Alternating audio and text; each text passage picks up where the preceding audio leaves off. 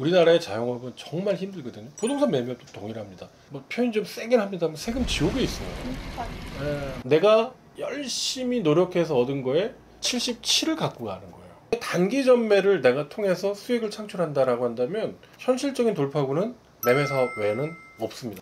안녕하세요. 반갑습니다. 네, 안녕하세요. 네, 진이라는 세무사님 모셨습니다. 지금 매매 사업자 궁금하신 분들 많이 계시는데요. 작년에 이어서 이번에도 세무사님께서 매매 사업자 어떻게 하는지, 어떤 장점이 있는지, 또 어떤 것 주의해야 될지 알려주실 거예요. 소개 한번 부탁드릴게요. 예, 우리 즐거운 경매 가족 여러분 안녕하세요. 저 진유란 세무사입니다. 작년 제가 가을이었던 것 같은데요. 그때 유튜브를 여러분을 통해서 만나 뵙고요. 한 1년은 아닌 것 같은데 이렇게 또 다시 찾아뵙게 됐습니다. 제가 이제 세무사업을 한 지가 꽤 되긴 했는데 이 부동산 매매업 쪽에서 세무 문제를 갖다가 저도 이제 유튜브를 찍으면서 좀 더 관심을 갖게 되고 그러면서 연구도 좀 하고 약간은 그때보다 내공이 좀 늘지 않았을까 이런 생각도 좀 듭니다. 그래서 여러분들의 어떤 부동산 매매업 또는 부동산에 관련된 세금이 있으면 같이 고민할 수 있는 그런 세무사라고 제가 말씀드릴게요. 네. 그럼 세무사님, 네. 많은 분들이 궁금한 게 있는데 매매 네. 사업자 이게 딱 한마디로 뭐라고 하면 되나요? 저는 이제 부동산 매매업도 사업이지 않습니까? 사장님이 되신 거예요. 사장님이 되신다는 거는 진짜 처절하게 열심히 하셔야 돼요. 그게 어떤 의미냐면 솔직히 표현이 좀 그렇습니다. 떡볶이집 사장님을 낮게 보고 이런 게 아니라 떡볶이집 사장님 해서 성공하기도 쉽지 않지 않습니까? 우리나라의 자영업은 정말 힘들거든요. 부동산 매매업도 동일합니다. 그걸 갖다가 계속 반복적으로 하겠다. 이게 우리가 부동산 매매업자로 생각하시면 되겠어요. 이게 그냥 부동산 매매업이 좋을 테니까 한다. 이런 개념보다는 저는 이렇게 생각해요. 부동산 매매업도 하나의 사업이고 사업을 통해서 사장님으로 성공하겠다. 그 마인드로 접근하시는 거예요. 계속 반복적으로 한번 해보겠다. 저는 그렇게 생각합니다. 예. 맞아요. 근데 저도 조금 말씀을 덧붙이자면 그냥 쉽게 돈 버는 건 세상에 없잖아요. 이게 절대 그럴 일이 없어요. 사업은 그거 같아요. 아이템을 잘 정하고 그것을 꾸준히 반복하면 그러면 사업이 성장하는 거고 돈을 버는 거거든요. 네. 한 번 하고 그냥 끝낼 거면은 굳이 매매 사업자를 할 필요가 있나.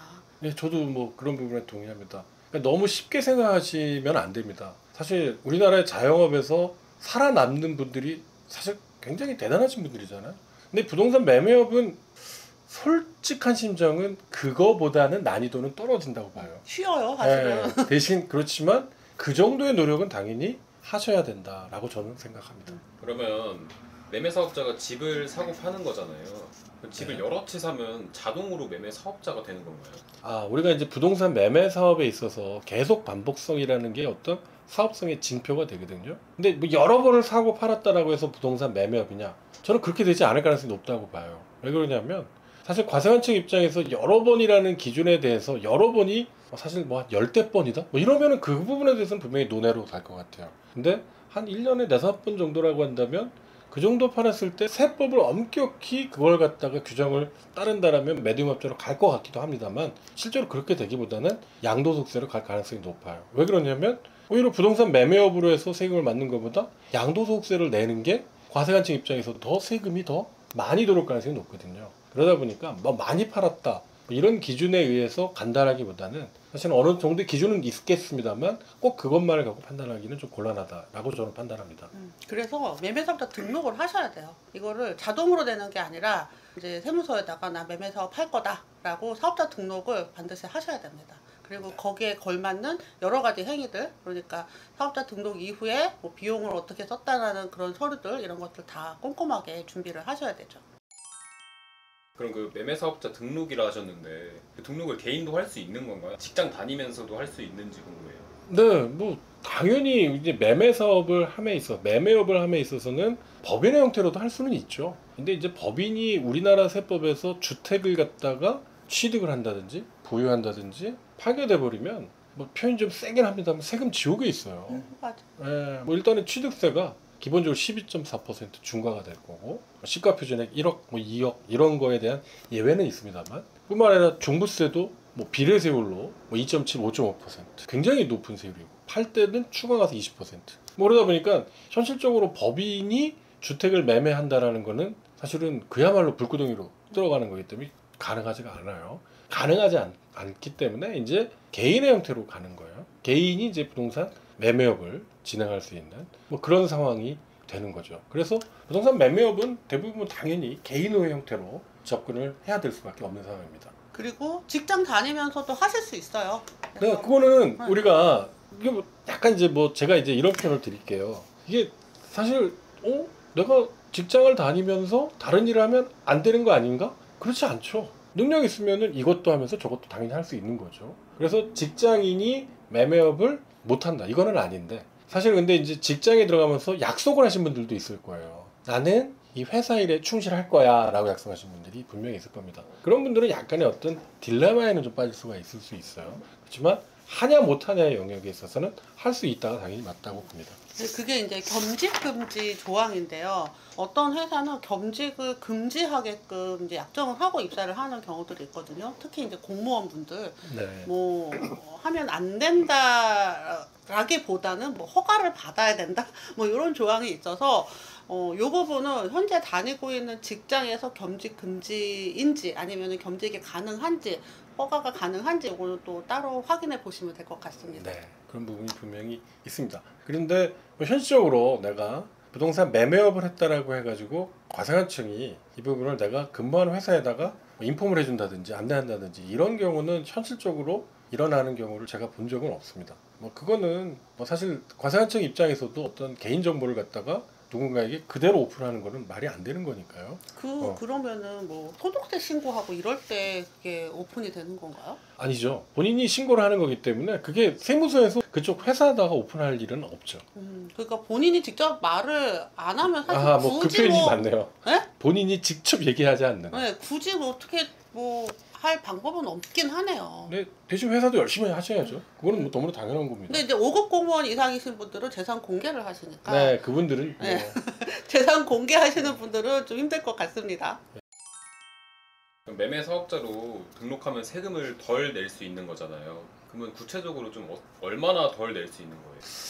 근데 우리가 이제 매매 사업을 하면 세금을 덜 낸다라고 한다면 결과적으로 이건 약간의 오해는 있어요. 왜 그러냐면 이 세법이라는 게 시기마다 세법이 약간씩 변동이 있었거든요. 지금 이 시기에는 그 가능성이 높다라고 이해하시는 게 맞을 것 같아요. 그러면 유리하다라고 한다면 내가 부동산을 팔았을 때 내는 세금이 뭡니까? 양도소득세잖아요. 양도소득세에 비교해서 일정 부분 유리한 부분이 있다. 이렇게 이해를 하셔야 돼요. 근데 양도소득세는 단기 전매에 대해서 높은 세율을 정합니다. 그렇죠. 특히 주택이나 입주권이나 분양권 같은 경우에 1년 미만 단기 전매를 했을 때는 인가세 세율이 아니에요. 77%입니다. 그러니까 국가가 내가 열심히 노력해서 얻은 거에 77을 갖고 가는 거예요. 그럼 내 몫은 뭡니까? 30%가 안 돼요. 대신 내가 레버리지를 만약에 꼈다. 그러면은 2년치 이자가 한 10%다. 라고 치면은 또 10% 몫은 누가 갖고 간 거죠? 은행이 가져가죠. 은행이 갖고 갔죠. 그리고 저 같은 사람이 또 일을 해주면 한 0.5% 저유목이에요. 그럼 내 몫이 한 10%도 안 되는 거예요. 그런 어떤 굉장히 큰 부담을 양도세가 단기 전매에 대해서 적용하고 있거든요. 그런데 이 양도세는 또 특징이 뭐냐면 오래 보유하면 뭐 해주죠? 장기 보유 특별공제라는 거를 뭐 1세대 1주택자 같은 경우에는 최대 뭐 80%, 그 외의 경우에는 30%를 해주는데 오래 보유하면 세금 깎아줘요. 근데 나는 단기 전매를 하더라도 사업적으로 하는 거예요. 그럼 뭐예요? 나는 사업적으로 단기 전매를 하기 때문에 그런 높은 양도세의 단기 전매 세율을 적용하지 않겠다라는 거예요. 뿐만 아니라 오래 보유한다고 해서 양도세에 적용되는 장기 보유 특별공제를 받을 수 있다 없다? 못 받습니다. 그러니까 나는 정말 열심히 하는 거예요. 열심히 했을 때 일반적인 다른 사업자처럼 소득세를 맞아라. 이런 의미가 되는 겁니다. 근데 우리가 여기서 약간 오해하시는 게 양도세에 비해서 우리가 세율을 우대받네 이렇게 생각하지 마세요. 왜 그러냐면 오래 보유해도 장택이 안 돼요. 장기 보유 특별공제. 그럼 무엇을 의미합니까?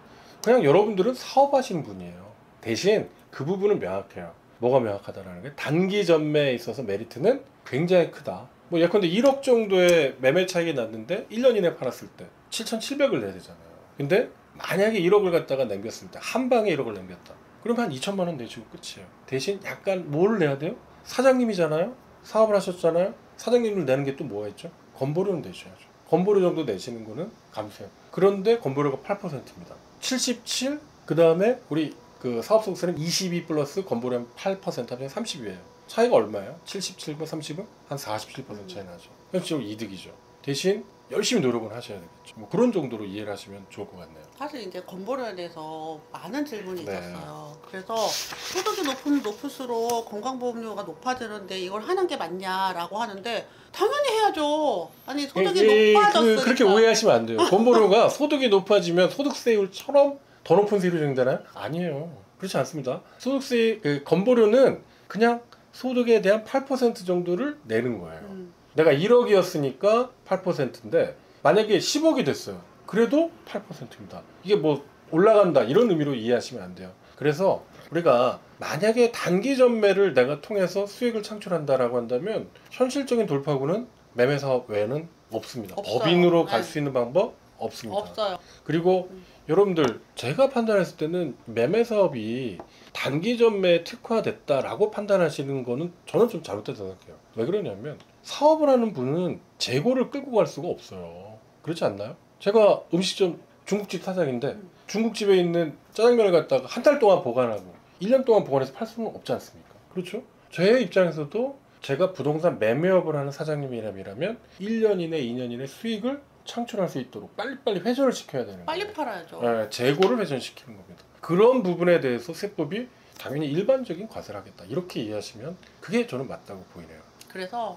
매매사업자라는 건 단기 할 때 필요한 거지 장기로 보유하면 굳이 할 필요가 없고요. 또 그렇죠. 오히려 더 손해가 날 수도 근데 있는 오히려 거죠. 양도세를 내면 장특공제도 되는 그렇죠. 거니까. 그렇죠. 세율도 어차피 중과가 안 되는데. 중과가 되는 단기 매도일 때만 그렇죠. 매매사업자를 이용을 하시고요. 2년 이상 보유를 한다 그러면은 뭐 굳이 매매사업자를 이용하실 필요가 없을 것 같습니다. 근데 여기 또 질문이요. 네. 그럼 섞어서 해도 되냐 이런 얘기도 많이 하세요. 내가 가지고 있던 물건들이 좀 몇 년째 가지고 있던 물건도 있는데 지금 또 낙찰을 받아서 매매사업자용을 요거만 해도 되냐 이런 질문도 있었어요. 저는 근데 기존에 많이 갖고 오래 보유했던 물건을 굳이 매매업으로 전환시킬 이유가 있을까 싶어요. 어차피 2년 이상 보유했다면 팔아도 중과는 피할 수 있을 텐데. 네. 그리고 만약에 중과를 원래 피하는데 만약 매매업으로 전환을 시켜버리면 똑같은 양도세와 세부담을 하면서 추가적으로 뭘 부담해야 됩니까? 건보료를 부담해야 되잖아요. 그런 상황이라면은 그냥 양도소득세로 부담을 하시는 게 훨씬 더 유리한 상황이 되는 거죠. 그래서 굳이 매매사업으로 접근할 이유가 없습니다. 기존에 갖고 있는 물건을 저는 매매사업으로 흡수시켜가지고 포함시켜서 갈 이유가 없다고 저는 그럼 생각합니다. 기존에 있는 물건은 그냥 일반 양도세로 매도를 하고 네. 새로 낙찰받은 물건은 얘만 매매사업자로도 가능할까요? 어차피 우리가 이제 매매사업자는 사업자이기 때문에요. 나는 매매사업에 관련되는 장부 작성을 해야 되는 거잖아요. 그 장부라고 하는 게 이제 개인 사업자에 대해서는 원칙적으로 복식부기한 기장이 있고 그 외에 좀 편의적으로 간편장부라는 게 있는데 복식부기 기장의 의미는 바로 그거예요. 내가 갖고 있는 재고자산의 목록을 구분을 시켜 놓는 겁니다. 그런 역할도 분명히 하는 거거든요. 사실 어떤 신고를 하더라도 구세청에 신고를 하더라도 과세관청의 소명 요구에 대해서 준비를 해야 되거든요. 그 준비를 함에 있어서 가장 기본적인 게 장부의 작성이에요. 나는 오래 보유한 것들은 내 재고 리스트가 아니다. 내 재고 리스트는 이런 것들이다라고 우리가 장부를 작성한다면 사실은 이제 뭐 그것이 반드시 100% 소명이 된다라고 얘기하는 거는 조금 뭐 어폐가 있는 얘기지만 대체적으로 합리적인 세무 공무원이라면 그런 부분을 충분히 이해하고 넘어갈 가능성이 높습니다. 그런 식으로 합니다. 기존에 이제 주택이 있으신 분이 새로 매매업을 하시려면 처음부터 재고자산을 제대로 세팅을 해놓고 하셔야 된다는 거죠. 네, 저는 그렇게 생각합니다. 그러니까 우리가 기존에 어떤 부동산을 갖고 있는 분들은 솔직히 그 부동산이 보통의 경우에는 뭐 주택이 여러 채라고 한다면 그 부분이 대부분 임대용으로 쓰일 거예요. 그러면 임대사업자가 돼 있을 가능성이 높거든요. 근데 그 부분을 갖다가 재고자산 올린다? 그럴 이유가 없다라는 거죠. 그럴 가능성이 높아 보입니다. 그러면 매매 사업자를 하려면 조금 부지런해야 되겠네요. 사실 원래 모든 사업이 다 그런 거 모든 사업이 다 그렇습니다. 아니 솔직히 근로자가 제일 부지런하지 않아요? 저는 그런 생각 안 하는데. 근로자 아침에 일찍 9시에 출근해서 아니. 6시까지 어쨌든 여기 앉아 있어야 되잖아요. 근데 근로자는 가장 열심히 안 하면서 똑같은 월급을 받는 게 가장 효율적인 근로자 입장인 것 같고요. 사장님은 시간이 없어요. 9시부터 6시까지 근무한다? 그런 게 어디 있습니까? 네, 눈 뜨자마자 사업이고 잠자리 들 때까지 사업하시는 거잖아요. 저는 그렇게 생각합니다.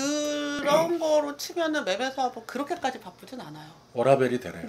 사장님이 되시면 사실 워라벨도 중요합니다만 일단은 저는 돈을 많이 버는데 일단 사업한다는 건 근로소득과는 좀 다른 거는 맞아요. 그렇죠. 그래서 그냥 주는 월급에 있는 게 아니라 내가 하는 만큼 버는 거니까 좀 더 진취적이고 전투적으로 일을 하셔야 되는 건 맞죠. 네, 저는 그렇게 생각합니다. 진일한 세무사님과 매매사업자 이야기하고 있는데요. 매매사업자 궁금하시고 또 등록하셔야 되는 분들 있으시면 세무사님 연락처 많이 물어보시는데 제가 고정 댓글에 메일 남겨드릴게요. 궁금한 점 언제든 연락 주세요. 괜찮으시죠?